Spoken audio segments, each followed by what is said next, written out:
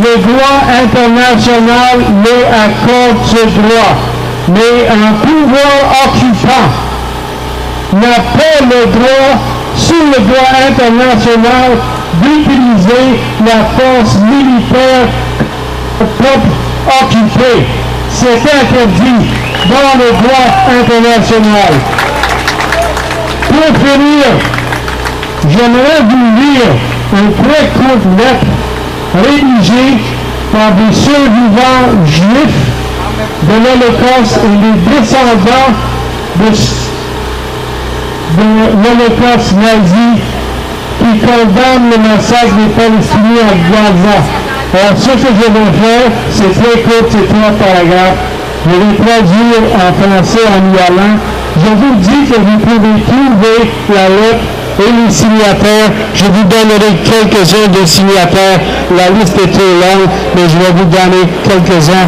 Vous allez trouver la lettre sur le site web International Jewish Anti-Zionist Network.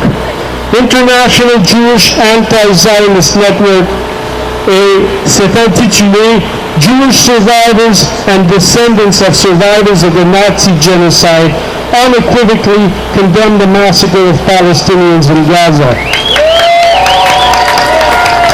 Alors, en tant que survivants juifs et descendants de survivants du génocide nazi, nous condamnons sans équivoque le massacre des Palestiniens à Gaza et la colonisation de Palestine historique. Nous condamnons de plus les États-Unis pour avoir fourni Israël avec les fonds qui le permettent de lancer l'attaque et nous condamnons les États occidentaux en général pour protéger Israël de la condamnation.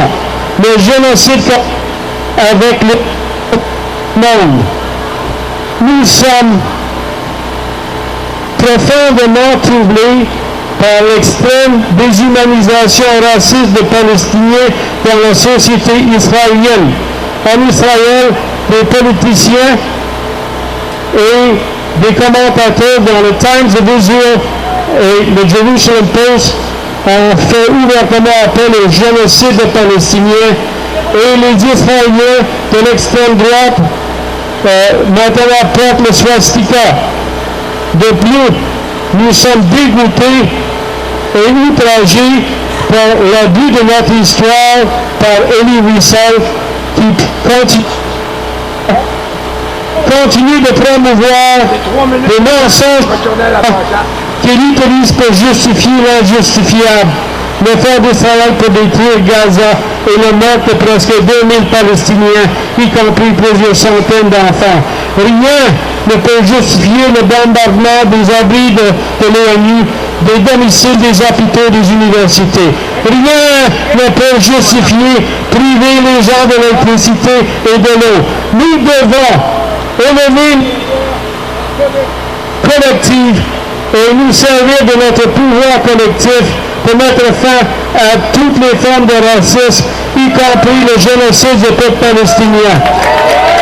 Nous faisons appel à la fin immédiate du siège contre Gaza et du blocus contre Gaza.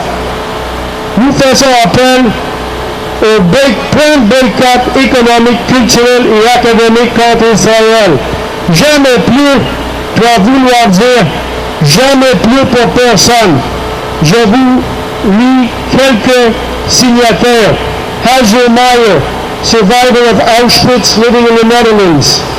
Henry Weinblum, survivor and son of a victim of the Nazi genocide, living in France. Marianka Ehrlich Ross, survivor of Nazi ethnic cleansing in Vienna, Austria, now lives in the United States. Annette Herskovitz, survived by hiding in France, the daughter of parents who were murdered in Auschwitz, the United States. Elena Klepfitz, child survivor of the Warsaw Ghetto, now lives in the United States. Karen Palmer, granddaughter of a member of the Dutch resistance and survivor of Bergen-Belsen, now lives in the United States. Hetty Epstein, et je vais terminer avec cela, survivor sent to England, child survivor, sent to England on kinder transport. Both parents and family members died in Auschwitz. Only her grandfather survived. She now lives in the United States. Si les survivants de l'Holocauste et les descendants des survivants de l'Holocauste tout disent que ça prend une campagne de boycott, des investissements et solidarité et sanctions contre Israël. Ça, c'est l'autorité morale. It's not the Center for Israel and Jewish Affairs. This is the moral authority. Jews who have suffered, Jews who understand what it means to make other people suffer. When I grew up, my parents told me that as a Jew, you have the moral obligation to stand against evil, to denounce it where you see it, and to stand up for human rights everywhere. That's why we're here. Viva, viva Palestina! Viva, viva Palestina! Tahya, tahya Palestine! Tahya, tahya Palestine! Viva, viva Palestina! Viva, viva Gaza! Alors c'était M. Bouscat, mon professeur. Merci encore. J'aimerais maintenant demander à Raymond Legault de Échec à la guerre, ça va être notre dernier porte-parole. S'il vous plaît, une bonne main d'applaudissements. Ils ont fait beaucoup d'efforts. Merci.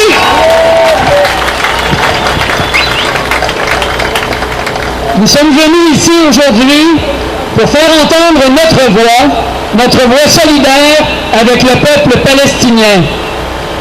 En repartant, le principal restera à faire. Pour nous tous et toutes, individuellement, dans notre entourage et au sein des organisations auxquelles nous appartenons. Nous sommes face à une situation qui ne peut plus durer en Palestine, de toute évidence, mais aussi ici même. Pour contribuer à faire cesser l'asphyxie permanente et les massacres récurrents du peuple palestinien, il faut que nous cessions tous, individus et organisations, de croire aux mythes que les grands médias véhiculent constamment sur le conflit israélo-palestinien. Ces mythes sont très nombreux, j'en mentionnerai deux. Le mythe du processus de paix.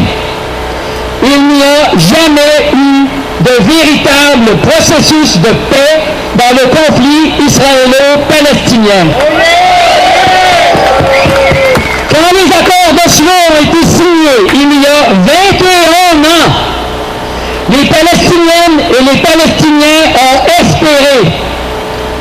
Mais il n'y a eu que des discussions interminables qui ont seulement permis à Israël, année après année, d'approfondir la dépossession du peuple palestinien et son étouffement. Ce qu'Israël reproche au Hamas, des actions terroristes et l'entrée illégale d'armes, c'est à Arafat qu'il le reprochait auparavant. Rappelons-nous que 10 ans après les accords d'Oslo, l'armée israélienne a assiégé et confiné Arafat dans ses bureaux de l'autorité palestinienne à Ramallah pendant 2 ans et ne l'a laissé sortir que pour aller mourir à Paris dans des circonstances qui demeurent encore très troublantes. Deuxième grand mythe, et je m'adresse ici à l'ensemble de la classe politique, mais plus particulièrement aux partis politiques d'opposition à Ottawa. Il n'y a pas de position équilibrée ou nulle.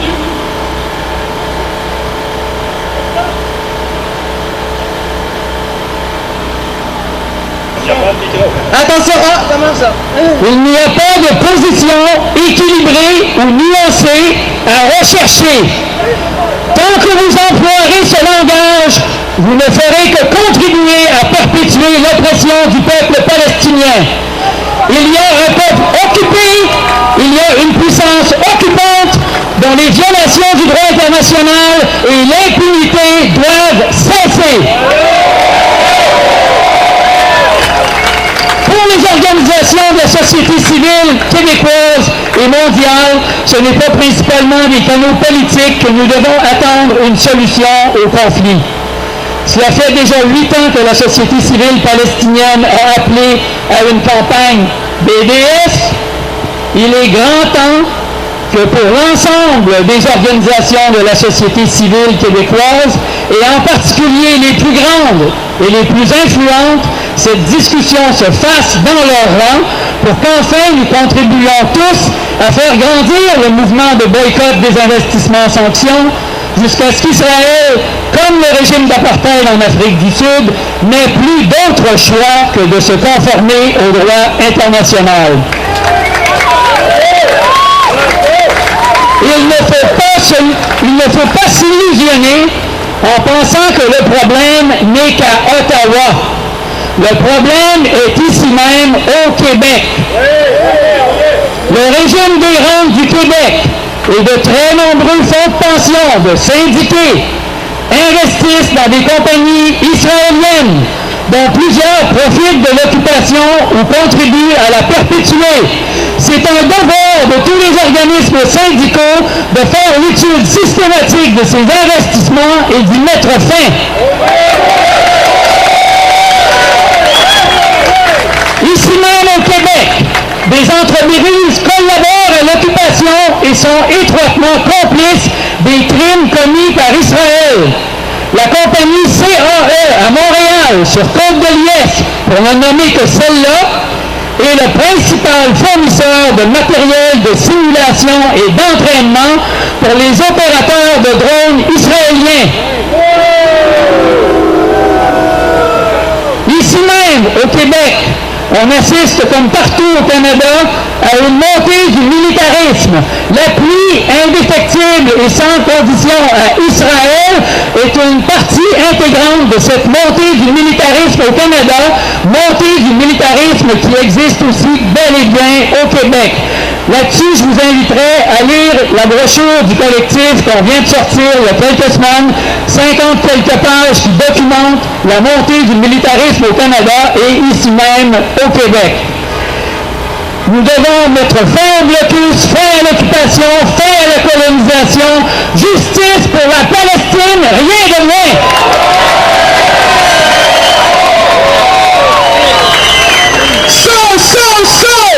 Solidarité avec la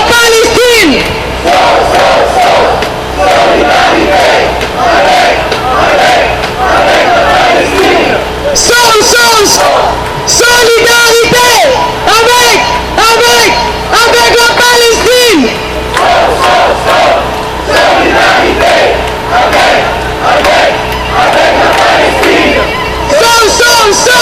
Solidarité avec la Palestine. Solidarité avec la Palestine. À tous ceux qui disent qu'on ne fait pas une différence, je vous garantis qu'on fait une différence. Bravo à tous.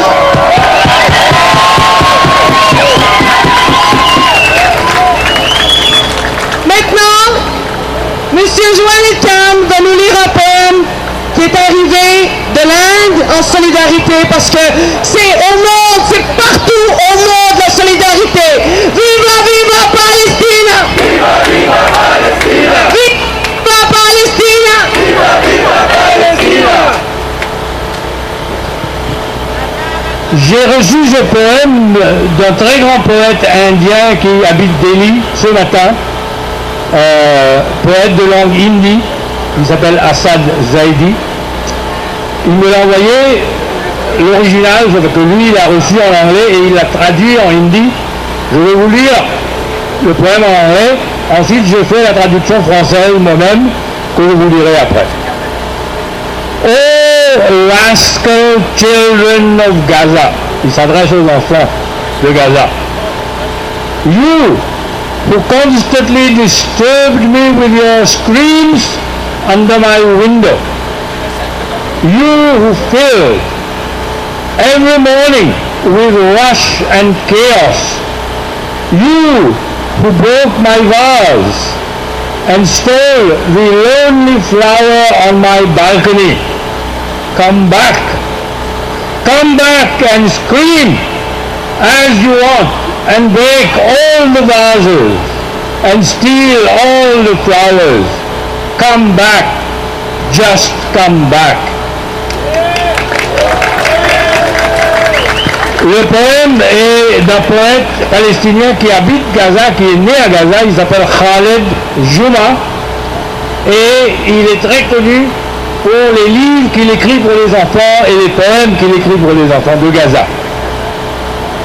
Alors, la traduction que j'en ai faite est celle-ci.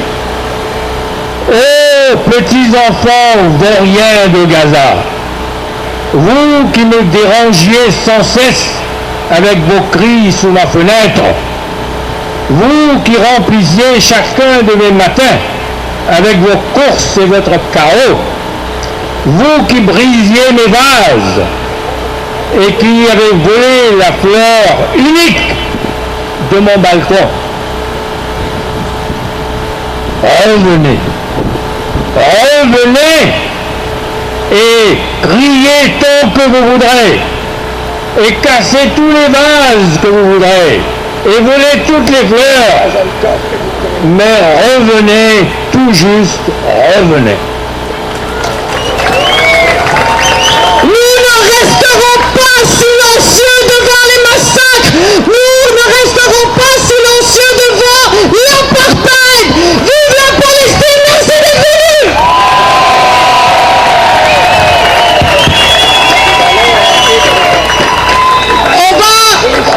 On va maintenant, s'il y a des...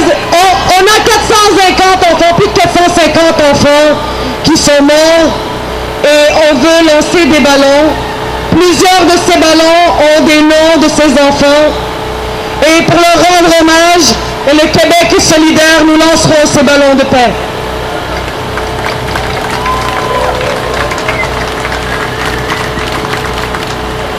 Gaza, Gaza, le Québec ne t'oublie pas.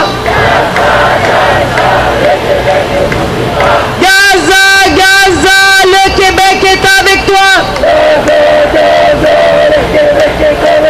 Gaza, Gaza, le Québec ne t'oublie pas. Gaza, Gaza, le Québec est avec toi. La Palestine vivra, le Québec solidaire.